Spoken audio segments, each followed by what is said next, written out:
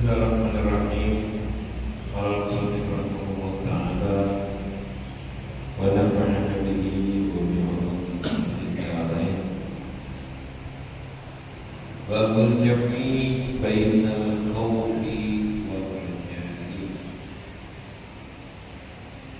Bab menggabungkan antara khauf, takut dari Allah, wal raja', dan berharap karunia dan kebaikan Allah Subhanahu wa taala. Ilam annal muhtar lil abdi. Ketahuilah yang muhtar dapat atau sesuatu yang dipilih bagi hamba fi hali sihhatihi, pada keadaan sehatnya, ayyakuna khaifan rajia, dia keadaannya takut, rajian dan berharap. Wa yakuna khawfuhu wa raja'uhu sawa'an, dan takutnya dan harapannya itu setara. Jadi harus takut dan berharap. Kadarnya berapa? Setara. 50%, 50%. Hanya setara, sama kadarnya. Wa fi halil marad, saat sakit di rumah tidur raja, memurnikan harapan. Saat sakit yang dimaksud di sini jika keadaannya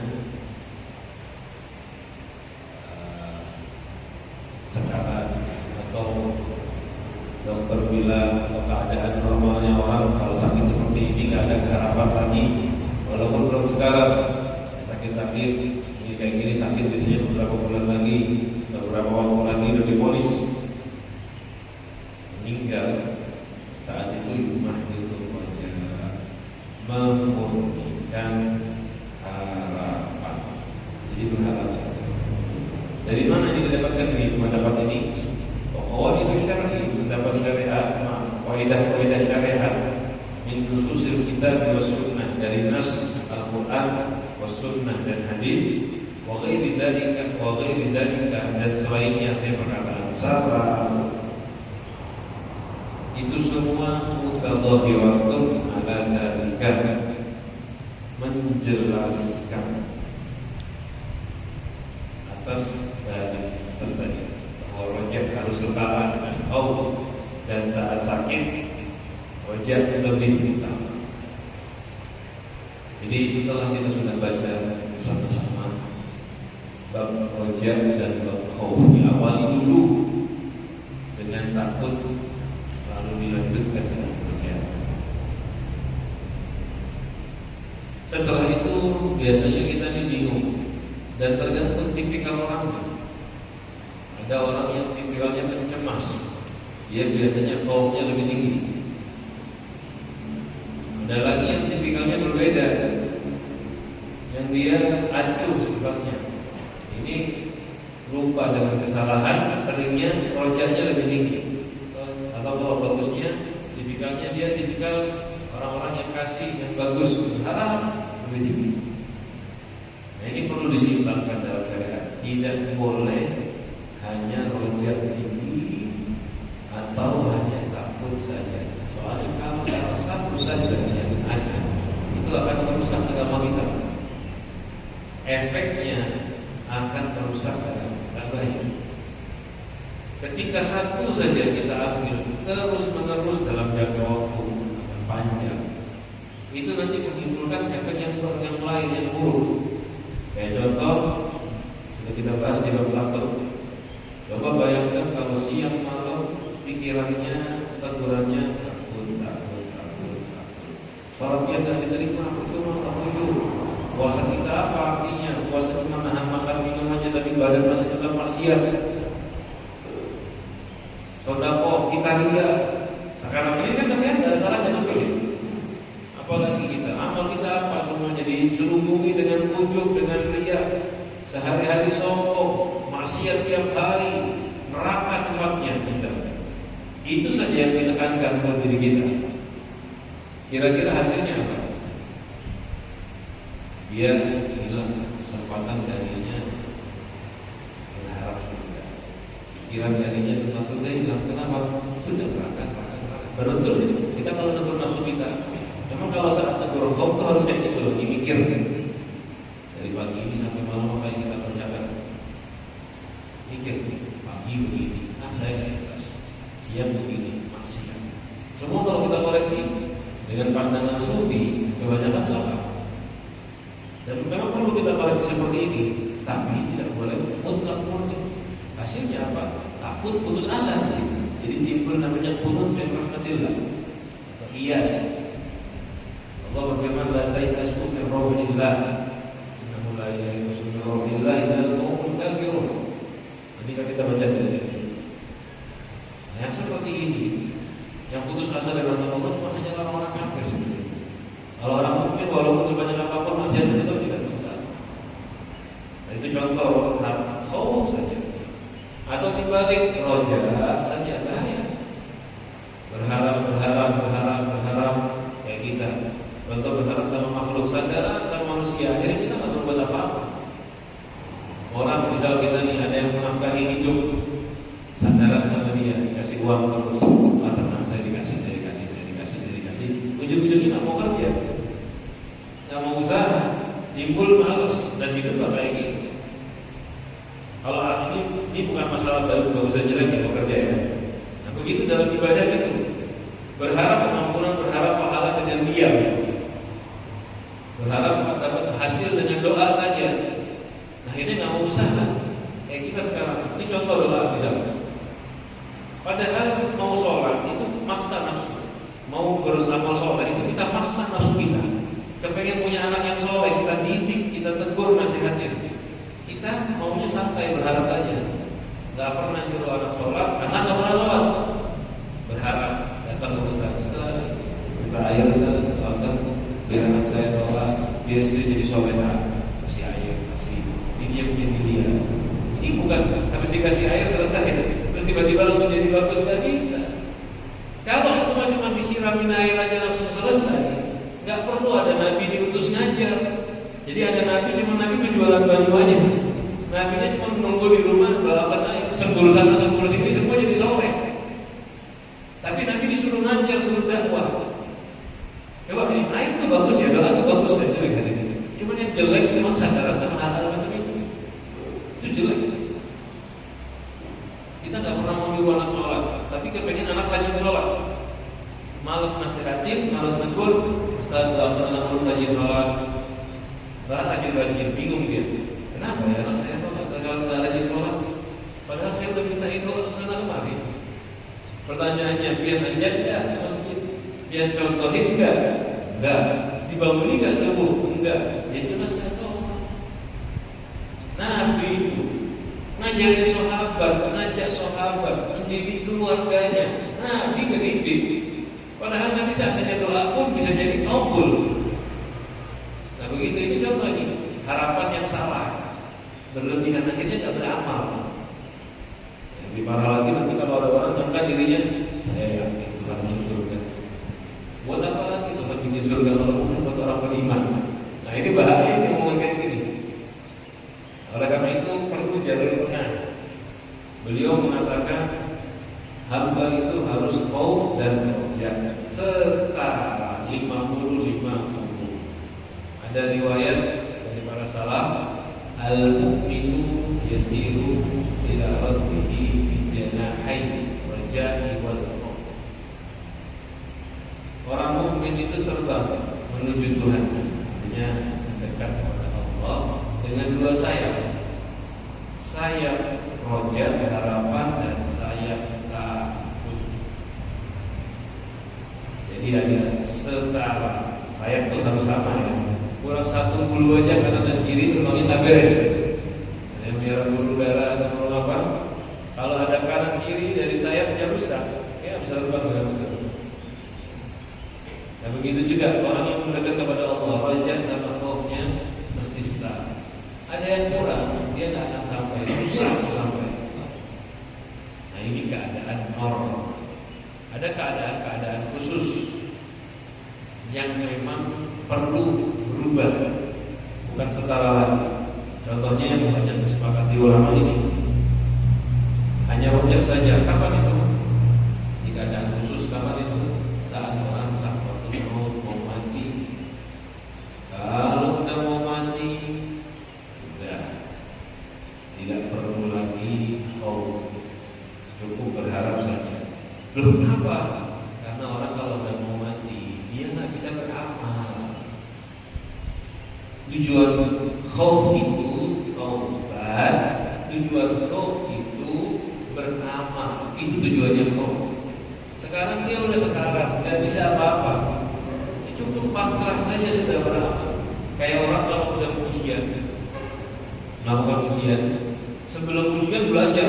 Kenapa? Harapan dia lulus dan takut gagal, kan gitu. Sebelum ujian dia belajar karena takut gagal dan berharap lulus. Setelah buku belum ujian disetorkan, ada takut lagi nggak? Sudah nggak ada gunanya takut. Saya takut nggak lulus, saya takut nggak lulus, percuma. Kenapa? Kamu takut pun nggak bisa berubah. Sudah disetorkan, hanya cukup berharap saja. Doa mudah-mudahan berhasil, begitu. Jadi sekarang udah nggak bisa beramal lagi. Jadi sebetulnya kalau kita lihat ringkasnya itu gini, guna khauf itu mencegah dari maksiat melanggar perintah Allah yang berlalai dan menggerakkan untuk amal taat. Itu gunanya. Gunanya roja lebih dominan kepada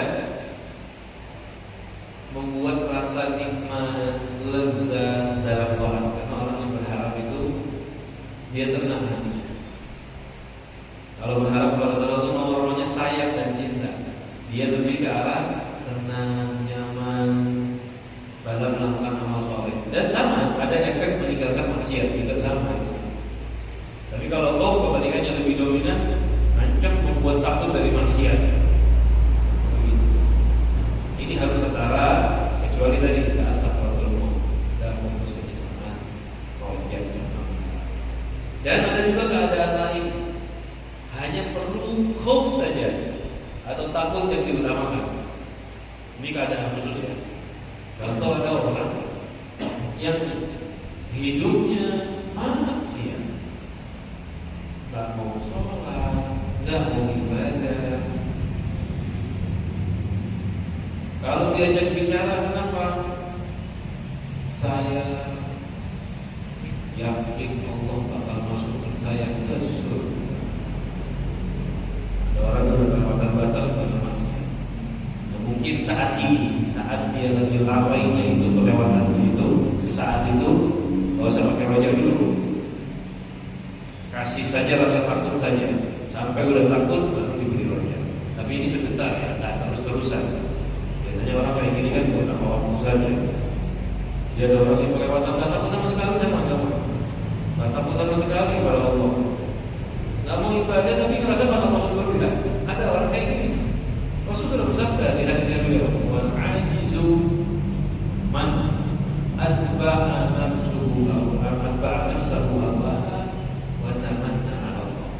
Orang ajiz dalam riwayat orang jahil yang membuat nafsunya mengikuti hawa keinginannya, dirinya dibiarkan ikut hawanya yang buruk. Lalu setelah itu tamanna 'ala Allah, dia menghayal berangan-angan kepada Allah, saya bakal masuk surga.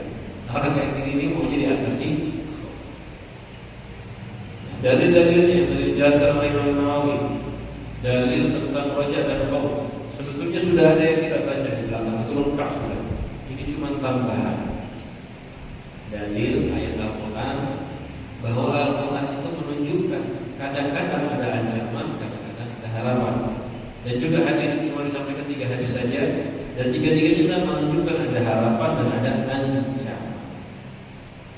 Pertama, dalil agar kita tidak hanya berharap, agar kita punya takut. Kalau Allah Ta'ala, "Fala ya'manu makrallahi illa al-qaumul khasirun." Tidak merasa aman dari murkanya Allah kecuali orang-orang yang rugi. Siapa orang-orang rugi tadi? Orang-orang kafir yang mereka tidak mengambil ibrah dan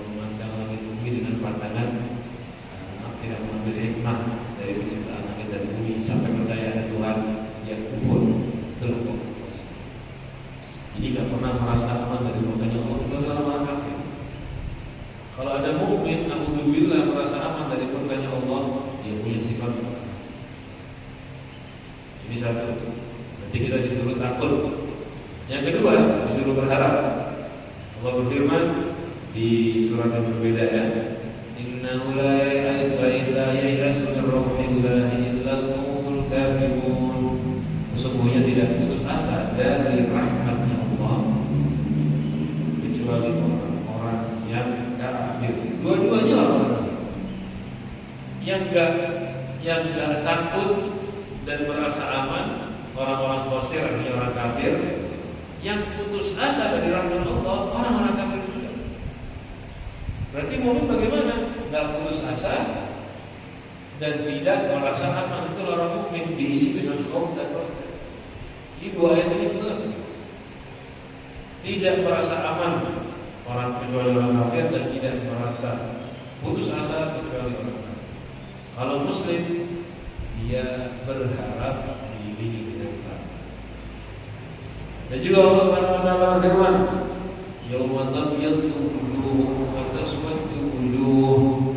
Hari di akhirat nanti pada hari kiamat menjadi putih wajah-wajah orang-orang yang taat, orang-orang yang saleh, jadi bersinar. Wa taswaddu wujuh, dan menjadi gelap wajah orang-orang yang kafir, orang-orang yang melanggar perintah Allah. Arti bersinar, senang, bahagia karena masuk surga dapat nikmat. Arti gelap, susah, sedih, sakit karena auzubillahi minadzab nerakanya Allah. Lihat ini satu ayat, ada dua. Suruh takut dan suruh berharap. Satu ayat. Kalau tadi kan pertama harapan dan roja tidak bisa dicontoh. Dan lagi contoh lagi. Satu ayat isinya dua. Roja dan khauf. Inna rabbaka lasari'ul iqabi wa innahu laghafurur rahim. Sungguh Tuhanmu itu sangat cepat, artinya di sini cepat, sangat mampu untuk menghukum orang-orang yang bermaksiat. Wa innahu laghafurur rahim. Tapi sesungguhnya Allah sungguh Maha Pengampun dan Maha Penyayang buat orang-orang baik. Satu ayat ada dua isinya. Allah itu sangat cepat menghukum dan Allah Maha Pengampun dan Penyayang. Kan kayak gak nyambung ya. Allah itu kasih sayang, baik dan mawan, paket itu bahasanya. Ini kan Allah itu Maha menghukum dan Maha merahmati. Ini betul perlu berharap dan takut. Lalu juga ayat selanjutnya Allah Subhanahu wa taala berfirman, "Innal abrara fi na'im wa innal fujjara fi jahim." Ini surat yang kita baca tadi, surat Nuh. Kita sesungguhnya orang-orang abrar, orang beriman yang sungguh-sungguh fi na'im, benar mereka ada di surga Allah, nikmat surga Allah. Wa innal fujjara, orang fajir, orang kafir, fi jahim, berada pada neraka Allah. Ya, ada satu ayat ini, dua ayat ini. Dua ayat berdampingan yang menunjukkan ancaman dan larangan. Lalu selanjutnya, wa man thaqulat mawazinuhu fa huwa fi 'ishatin radiyah. Wa man khaffat mawazinuhu fa ummuhu hawiyah.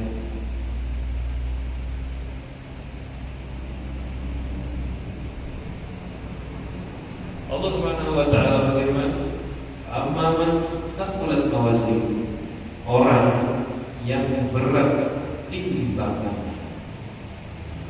Orang yang berat timbangannya, artinya dia melakukan amal soleh.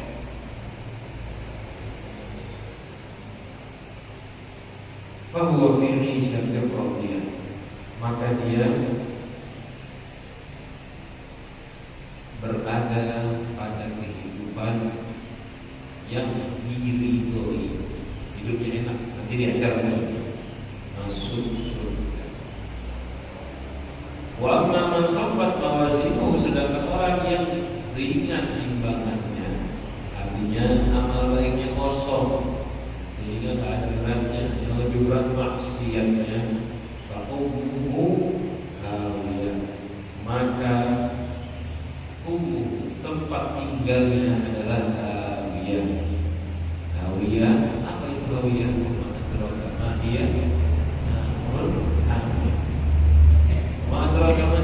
Tahukah kamu apa itu hawiyah?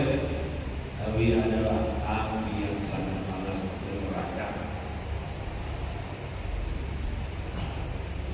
Allah jelas bersama kita, ayo yang beramal soleh kepada surga, yang bermaksiat kepada neraka. Ini ayat-ayat seperti ini kata beliau di hadal makna kathirun, banyak yang maknanya seperti ini banyak.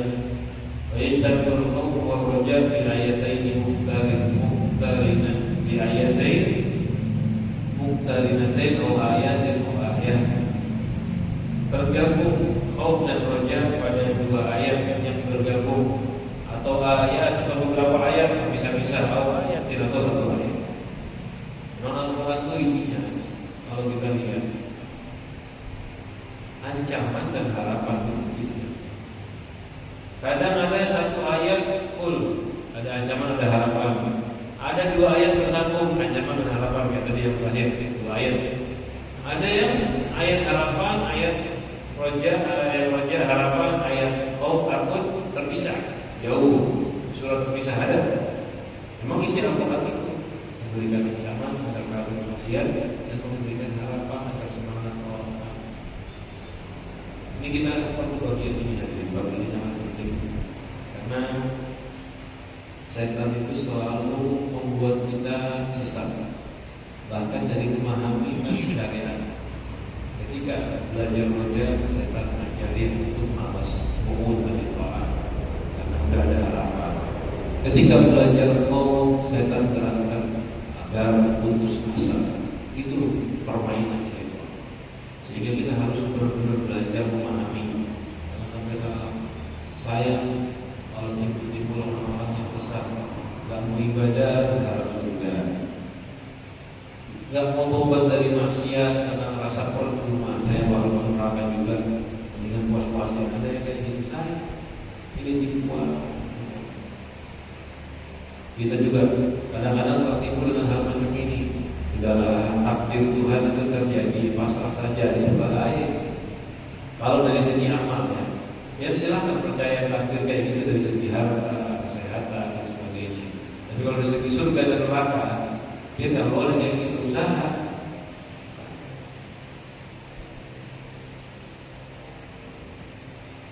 Ini tadi ya beberapa ayat yang jelaskan perlu penggabungan antara wajah. Kemudian hadis kita tahu semuanya, karena bab ini sudah lewat ya, kita sudah paham, sudah lengkap dan sebagainya. Karena itu diringkas. Pertama, dari Sayyidina Abu Hurairah radhiyallahu anhu, anna Rasulullah sallallahu alaihi wasallam bersabda, "Lau ya'lamu al-mu'minu ma 'inda Allahi min al-qur'an." Seandainya orang mukmin tahu yang ada di sisi Allah, dimiliki oleh Allah menakutkan dari hukuman, ma qami'a bi jannatihi ahadun, tidak akan bisa berharap mendapat surga Allah siapapun juga. Kalau kita tahu hukuman Allah, tidak akan ada yang bisa berharap surga. Karena bagaimana beratnya murkanya Allah. Walau ya'lamul kafiru ma 'indallahi min ar-rahmah, dan seandainya orang kafir tahu yang di sisinya Allah dari rahmat, yang dimiliki Allah dari rahmat, maka min jannati ahadun, orang kafir pun satu orang saja tidak akan ada yang merasa putus asa dari surga itu. Perhatikan ya, seandainya murka Allah ditunjukkan, itu semua orang mukmin tahu, satu pun orang mukmin tidak ada yang bisa merasa bakal masuk surga. Orang mukmin tidak akan bisa berharap masuk surga. Seandainya kita orang mukmin tahu bagaimana murkanya Allah, satu pun orang tidak ada yang mampu berharap surga, karena bagaimana hebat murkanya Allah. Itu orang mukmin bakal merasa saya celaka tempatnya. Betul. Seperti yang sudah kita bahas kan. Kalau kita baca saja, takut saja, itu masih dohir loh, belum hakikat. Masih baca secara dohir saja, kita bisa-bisa sudah merasa pasti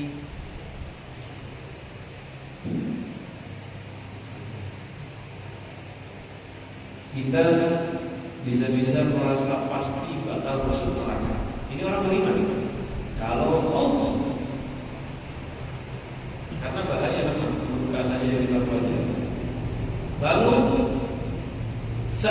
dzalik. Sekarang orang kafir. Kalau orang kafir tahu rahmatnya Allah, maka satupun orang kafir tidak akan ada yang merasa putus asa dari surga. Kayak gini, dia kafir sama Tuhan, tapi kalau tahu rahmatnya Allah pasti berharap masuk surga. Ini contoh, ada manusia orangnya baik, sopan, kasih sayang. Mungkin dia ada teman kayak gini, suka memaafkan, pian sakiti, pian ganggu, pian berlindung. Di hati pian ada harapan nggak? Ada kemungkinan nggak kalau dimaafkan? Ada. Walaupun kita ganggu, kita sakiti dia, kita pasti ada merasa dia ini baik sama saya. Dia orangnya baik, pasti bisa memaafkan saya. Itu baru manusia yang rahmat sedikit. Dan ini terjadi hadirin dalam riwayat dari kita terdahulu yang bukan hadis. Jadi iblis yang begitu buruknya masih berharap diampuni sama Allah. Karena iblis ini tahu rojanya, tahu rahmatnya Allah. Bukan iblis itu bukan sembarangan kafir, mengkafirkan orang kafir. Yang membuat kafir segala macam itu ya iblis. Masih berharap dengan rahmat Allah. Jadi ini kisah, bukan hadis kisah bahwa iblis berkata ini salah satu nabinya Allah. Kalau nggak salah Nabi Musa. Ketika bertemu dengan Nabi Musa, iblis ditanya atau berbicara bahwa dia ini masih berharap dapat rahmat Allah. Akhirnya, kamu masih berharap dapat rahmat dia karena Allah Maha Pengampun, Maha Penyayang. Saya mintakan ampun kepada Allah, mau mintakan ampun sama Allah iblis. Nabi Musa ini kesempatan besar ya. Kalau iblis tobat, nyaman benar ya. Kalau iblis tobat, setan anak buahnya tobat seberataan. Jadi kalau kuliah suri banyakkan setan. Kenapa? Karena mereka tobat dan mereka tuh kalau ibadah rajin. Iblis itu jangan dikira malas. Dia udah ibadah 8.000 tahun atau 80.000 tahun, 70.000, saya lupa 80.000 tahun sebelum Nabi Adam diciptakan. Jadi iblis itu rajin. Akhirnya Musa melihat ini kesempatan emas. Nabi Musa itu rahmatnya, kasih sayang sama umat yang lain, bukan cuma umatnya dia. Buktinya Nabi Musa itu saat Nabi Muhammad dapat pesawat sama Allah, Nabi Musa yang bingung. Nabi Musa yang minta, kurangi kesian semakin karena rahmat dari kita. Begitu juga Nabi Musa rahmat dalam masalah itu sendiri. Akhirnya bisa diwajibkan oleh Allah kepada Nabi Musa. Iblis bisa sombong dengan cara taubat. Kalau taubat diampuni. Cara taubatnya adalah sujud kepada Adam seperti dosa yang dia kerjakan terlebih dahulu. Tetapi iblis nggak mau, gengsinya sudah mengatakan. Ini cuma ceritanya dari para sahabat. Dan benar ya, orang itu kayak gitu tidak bisa taubat kalau mau iblis. Sudah ditutup hatinya, dibenci oleh seorang sahabat. Dan seorang Adam hidup aja dia nggak mau sujud, apalagi Adam sudah mati. Itu begitu. Dan betul lagi ini. Kalau tahu rahmatnya Allah ada yang putus asa. Ada. Ini hadis yang menunjukkan ya orang kafir aja kalau tahu rahmat Allah nggak putus asa. Tapi orang mukmin yang tahu murkanya Allah nggak akan berharap surga karena nggak mampu berharap surga karena hebatnya beriman. Al-hadis selanjutnya dari Sayyidina Abi Sa'id radhiyallahu anhu Rasulullah sallallahu alaihi wasallam idza wudi'atil jinazatu wa ihtamalaha an-nas wa ar-rijalu 'ala anaqihim. Ketika dia diletakkan jenazah mayit di atas keranda wahtamalaha an-nas, diangkat oleh orang-orang atau diangkat laki-laki ala anaqihim, di bahu-bahu mereka, di wilayah mereka, bahu mereka. Fa in kanat salihatan, kalau jenazahnya tadi salihah, qalat jenazah tersebut mengatakan pentimuni, cepat dahulukan saya. Wa in kanat ghairu salihatin, kalau jenazahnya tidak saleh, qalat ya wailaha,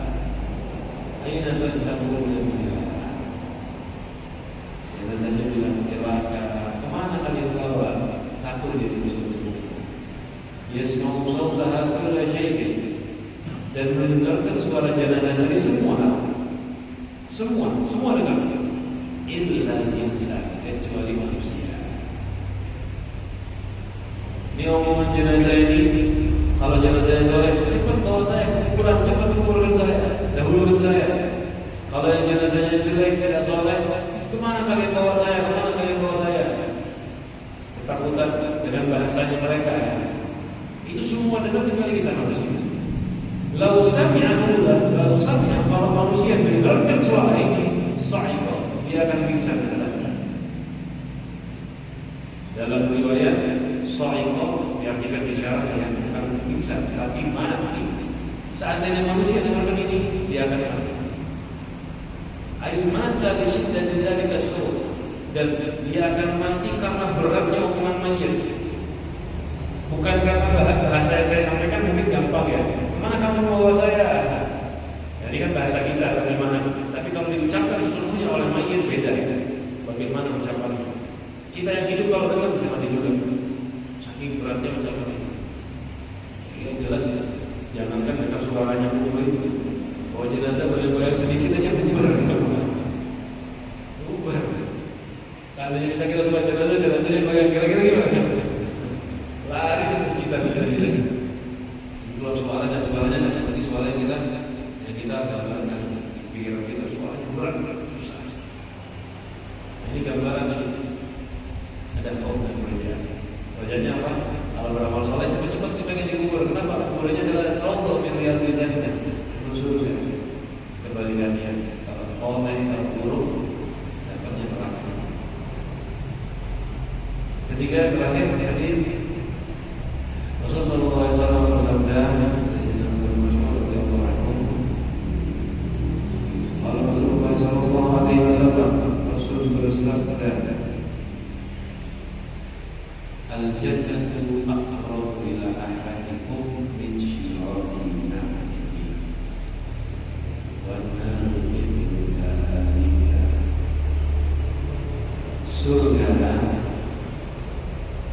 itu lebih dekat ila ahadikum kepada salah seorang kalian min syirati na'lihi, dari syirat tali yang ada di sendalnya. Sebenarnya kita kan ada talinya dua biasanya. Nah tali itu kan nempel sama kita. Surga lebih dekat dari itu.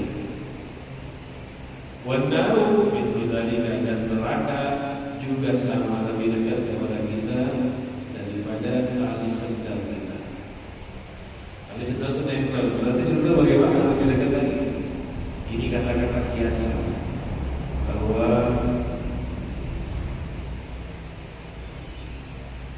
surga itu sangat-sangat mudah didapatkan. Mudah.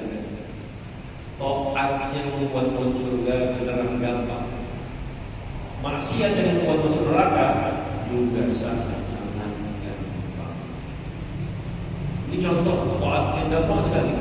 Innal abda la ya'kulul aklata wa yashraba syurbata. Yashrabu syurbata, kullu kata wa yashrabu syurbata. Hamba makan, minum, satu kali makan, satu kali minum. Tsumma yahmadullah, lalu dia berterima kasih sama Allah. Allah ridha dan memaafkan dia. Dia makan, dia bisa pulang beli nasi kuning dia. Makan, alhamdulillah. Diampuni sama Allah. Allah ridha dan ampuni. Kenapa? Cuman karena ridhonya dia. Karena alhamdulillah habis makan. Bayangin, makan loh hadirinnya memang enak, pantas alhamdulillah. Gak pakai mikir panjang kalau ini semua orang dikasih makan nyaman, alhamdulillah. Tapi dia yakin terima kasih sama Allah. Allah ridho dengan dia. Dan itu jadi penyebab masuknya surga. Cuman karena itu ada satu orang soleh, amal solehnya banyak, tekun giat, meninggal dunia. Muridnya yang dekat dengan beliau tahu bagaimana besar amal muridnya. Tiba-tiba beliau mengikuti muridnya. Diceritanya ini istighnas saja, dalil. Dalil itu dari Al-Quran dan hadis, ijma, qiyas. Ini istighnas. Dalilnya ada, cuma ini contoh mirip dengan dalil yang sudah ada. Beliau ketika ketemu dengan gurunya tanya, wahai guru, bagaimana keadaan kau sekarang di sana?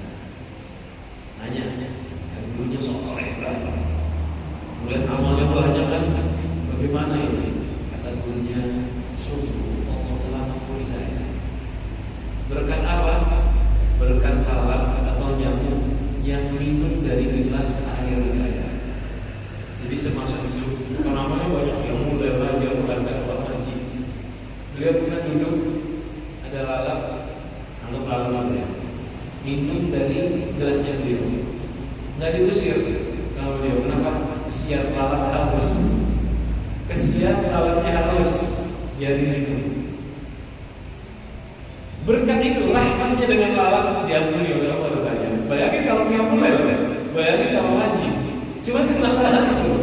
Makanya kita jangan sampai nganggap bahaya, nganggap lemah, nganggap kecil sama Allah. Ini contoh. Surga itu gampang didapatkan dengan satu, bahkan sekecil-kecil pun amal soleh. Sekecil-kecil pun amal soleh bisa masuk surga. Tapi ya begitu juga neraka. Masalahnya itu neraka juga gitu sama, nggak beda. Neraka juga sama. Contoh, kita melihat muslim, memandang muslim dengan pandangan ihtiqar, merendahkan, itu sudah dosa besar dan berbahaya. Cuma melihat muslim, apa sih dia bisa, apa sih dia? Oh, dasar seorang tak punya apa-apa, dipandang hartanya atau dipandang ilmunya yang bodoh, ini udah bisa membuat murka.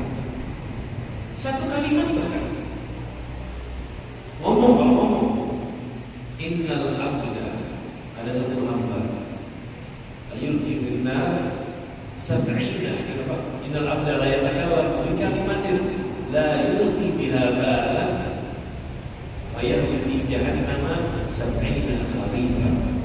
Ada hamba berbicara dengan satu omongan, satu kata, nggak banyak, satu kata. La yulqi biha balan. Dan dia omongan ini dia anggap nggak ada artinya, karena satu pendek, kata-kata pendek. Dalam riwayat nama bil sakhrillah la yulqi biha balan. Kalimatnya kalimat yang Allah murkai. Satu kata saja, dalam banyak. Ternyata yahwi biha, jatuh ke neraka. Neraka itu tipikalnya lubang turun ke bawah. Sab'ina khalifan, 70 tahun. Jadi jatuh masuk ke neraka, kedalamannya disiksa keserangannya sedalam 70 tahun. Cuma karena apa? Satu kali. Hati-hati kalau berbicara. Kadang-kadang kita ngomong sama muslim, kelihatannya remeh ya. Ada orang punya kekuatan di tubuhnya, kurus, oh dasar pulang aja ya. Kira-kiranya cuma ngomong gitu. Atau kegemukan, oh dasar lemak berjalan. Atau rambutnya bagaimana? Ya jangan ketawa, ini main-main hal kayak gini bahaya. Kelihatannya kan lucu memang kan, kita dengarnya ketawa, tapi ini masuk neraka. Cuma kalimat kayak gini. Kalau nggak dimaafkan oleh orangnya, orang yang ridho, Allah akan menghukum dia di neraka, jatuhnya selama 70 tahun. Ayat Al-Quran kan, wailun likulli humazatin lumazah. Wail itu jurang di dalam neraka. Neraka itu sudah turun, ada jurang di dalam neraka. Bagi siapa? Humazah sama humazah. Siapa itu humazah? Yang riba pakai kedipan mata dan isyarat mulut. Ada orang yang lewat punya kekurangan, kita ngasih isyarat pakai mata, pimpin. Fahamlah sebelah kita. Wah itu. Atau pakai isyarat mulut, tunjuk-tunjuk orang cacat, tunjuk-tunjuk orang yang ada kekurangan. Baru pakai mulut belum ngomong. Wah itu. Itu menunjukkan bahwa neraka alhamdulillah sangat dekat, sangat gampang. Kalau beramal, mudah-mudahan kita dijaga oleh Allah, dijaga dari segala amal buruk dan manusia segala Allah. Mudah-mudahan kita bisa bermanfaat, buat kita semakin takut kepada Allah dan tetap berharap kepada Allah dengan harapan yang benar, dengan takwa yang benar.